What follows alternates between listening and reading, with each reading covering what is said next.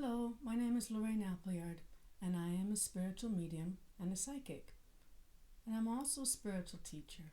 I want you to join me today in this discussion on psychic and spiritual development. Now, traditionally, we would understand that the brain has two ways of seeing or processing information.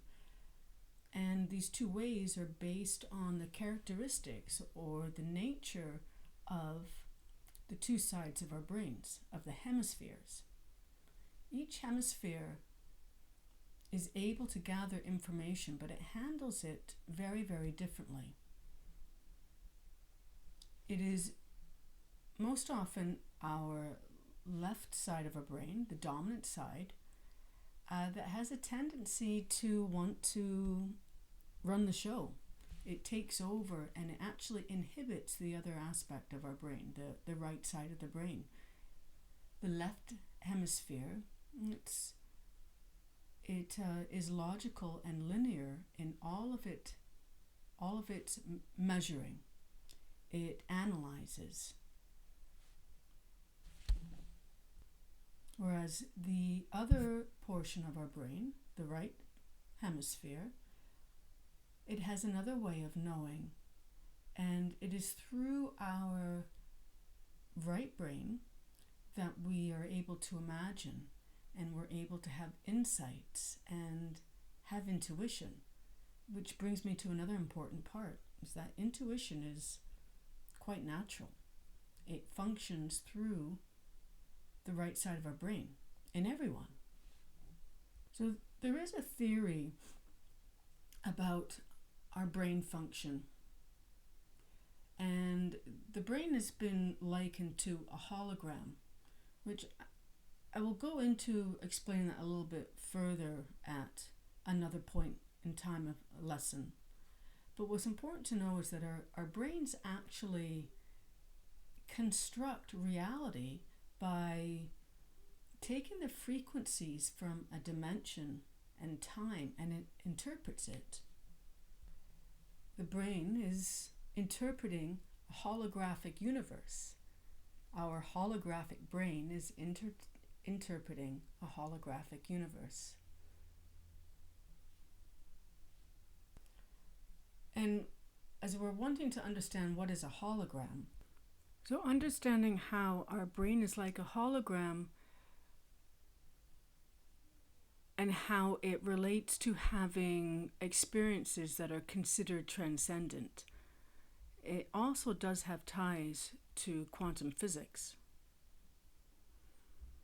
which is another really important thing for us to understand on our spiritual journey, is that we live in a quantum field, that everything is energy. So the study of the holographic brain came from a neurosurgeon, Carl Pribram. And essentially the basic thing that you need to understand about this is that the brain is a special type of storage system, and it's holographic in that it contains a part of the whole.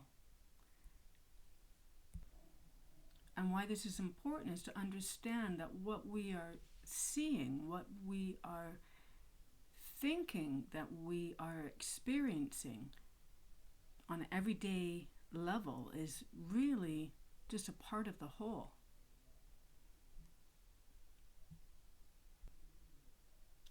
But we also have access to the whole through the other portion of our brain, through the right portion of the brain, the right hemisphere.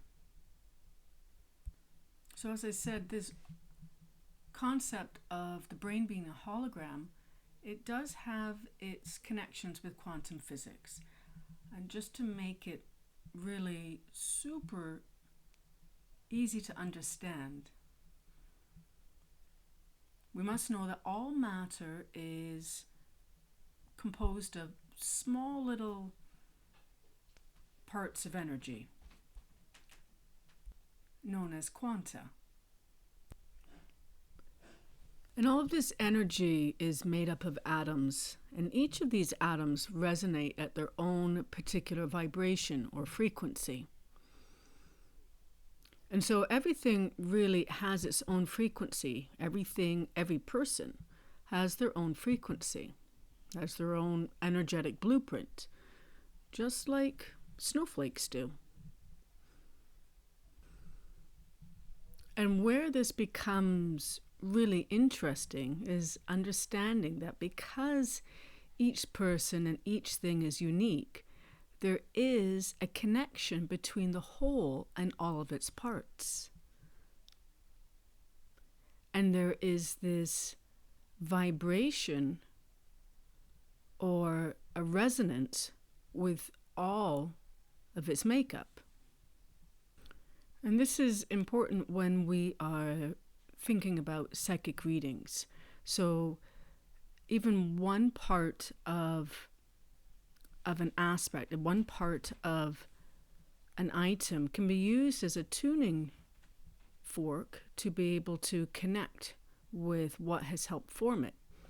So an object for a person will have a link to whoever owned it. So it really is just an illusion that we're all separate, that we're actually all linked up in this sort of very interesting and mind-blowing manner. It's understanding these concept of holograms and quantum physics which help to bring understanding of experiences within the psychic realm. And this includes all transcendent experiences. It includes all sorts of psychic experiences, including past lives. And in order to really have a better understanding of this, we have to understand how the brain functions. Our brain actually constructs its reality by interpreting the frequencies around it that are actually transcending time and space. These frequencies come from a different dimension. So understanding that the brain is actually a hologram and it's interpreting a universe that is also a hologram. So things that we perceive as psychic phenomena are really only aspects of this matrix that exists all around us. So it's important for us to really understand that everything is connected. And there is a part of us that understands this and knows this, even if it's only on occasion. Now we can develop our awareness and learn how to move from our normal ways of thinking. So essentially when we are learning to use both hemispheres of our brain, we have a better ability to be able to shift into these holographic awareness, and we are able to attune to things that are distant from us, that are actually in different dimensions. Here in our Western world, as I said before, it is our left brain that is dominant, and we're usually quite rational and logical in the way that we approach everything in life. We have a tendency to blow off or play down anything that is creative, anything that is intuitive, and really anything that comes from the right brain activity.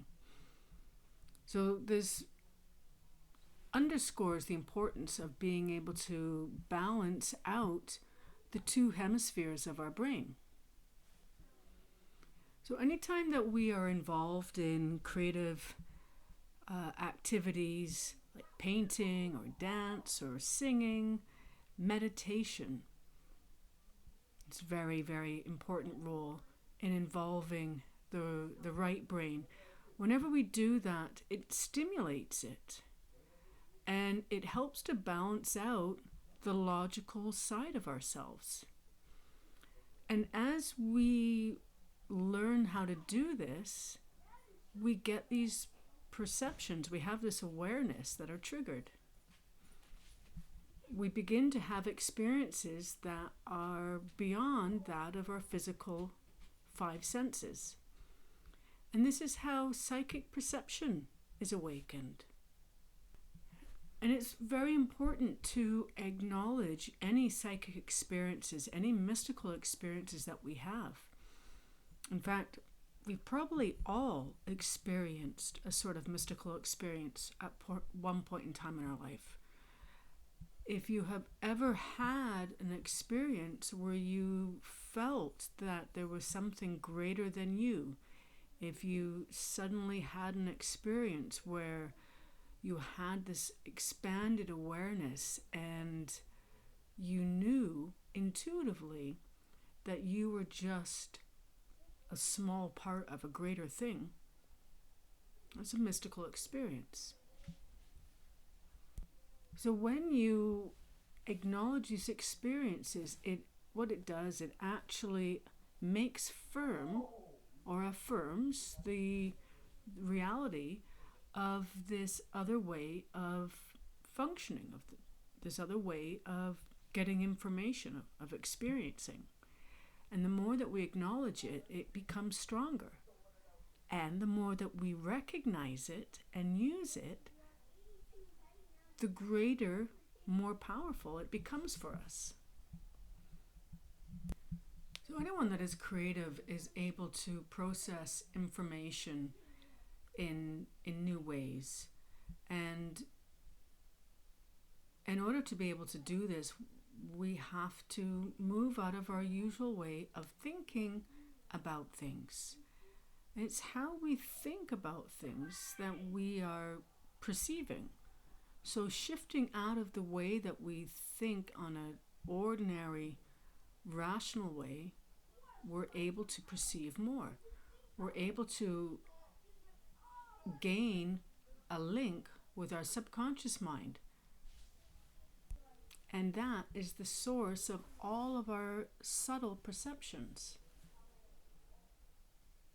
Now, most people in our culture have a lot of difficulty moving from their normal left brain way of processing things to the creative and intuitive perceptions of the right brain.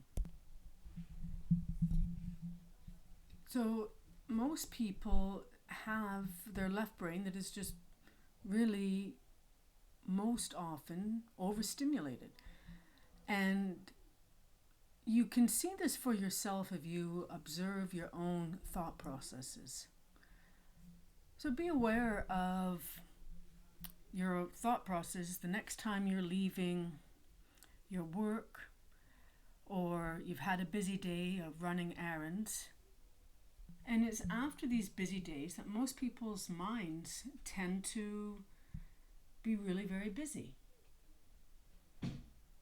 So if you're observing yourself looking at things and going over it again and again, if you're analyzing it over and over again, it's because the left brain is overactive, is overstimulated. So we must learn to balance that with activity that stimulates the right brain, and it will balance out that dominant logical brain. So the ability to relax is one of the greatest ways of learning to shift consciousness. And this includes both physical and mental relaxation. Most people have an easier time relaxing the physical self than they do relaxing the mental self. In fact, most people hold emotional and mental tension within their physical body. So by relaxing the physical body, the emotional tensions are also relaxed. So begin by sitting quietly somewhere where you're comfortable and practice sending warm, gentle thoughts to each and every single part of your body.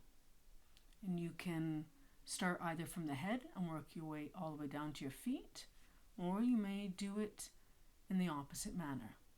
And take your time doing it, relaxing each area and then moving on to the next. And what most people find really helpful is the tensing of that muscle and then relaxing it. And as you are sending it these warm and loving thoughts. And this helps to release any stress or tension. So tensing it and then letting go. And it can take a while to learn to do it initially, especially if you're not used to relaxing. So we must learn to be patient with ourselves. But with persistence and practicing, you will find where you hold tension more in your body, and you will know where to really focus your attention. And eventually you'll find it becomes easier and easier to relax, and it becomes quicker and quicker. It's not necessary to go into these great depths of relaxation for psychic ability. To get a good altered state of consciousness, we only really need to be in a light state of relaxation. Learning to use breathing is important for our development. And breathing, of course, is fundamental to life. So fresh air, oxygen, proper breathing, they're necessary to be able to have a relaxed physical body and a relaxed mind. And using the breathing along with the progressive physical relaxation I was just talking about, it becomes very effective. And we would know that when we're physically tense, our breathing, the rhythm and rate of it is very different from when we're relaxed. So when we are wanting to work with relaxation, breathing should always be done from the diaphragm. Most people actually have a very bad habit of only mouth breathing and not realizing that it's breathing through the nostrils that is natural, and that's the healthy way to do it. Learning how to do alternate nostril breathing is an ancient Eastern method for revitalizing and relaxing the body. It actually balances out the hemispheres of the brain, and it balances out the energetic bodies.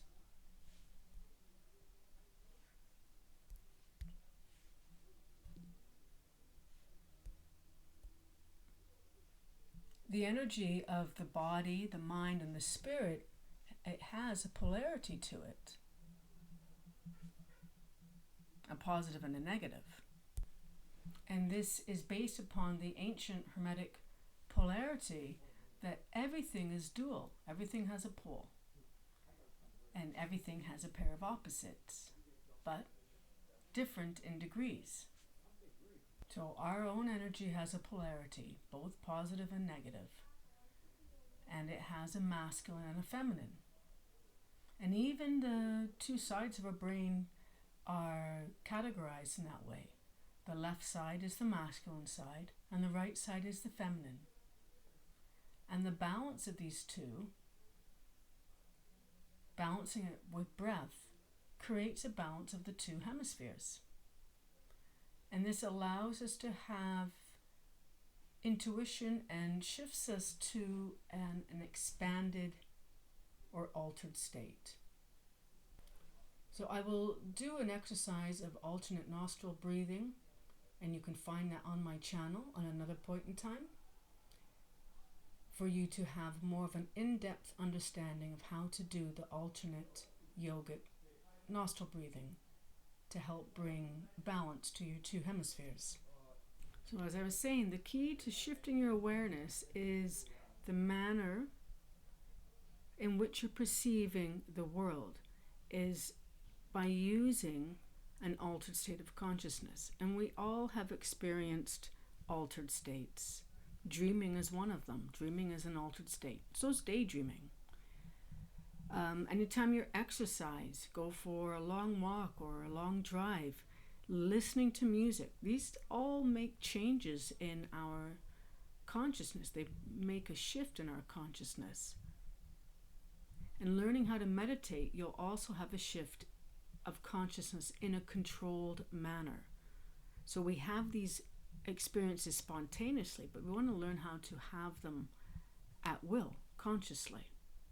And that brings up the importance of meditation, so that you can learn to direct your perceptions in the way that you choose. So most people get easily discouraged with meditation, and they may have really expectations that are too great. And if it doesn't happen right away, that they get this great meditative state, then a lot of times people just give up. So be persistent. Work with it in small steps. One of the biggest issues that we have with our development is resistance. And we must learn to just allow ourselves, when we have expectations, that creates resistance. So allow yourself not to have any expectations on it.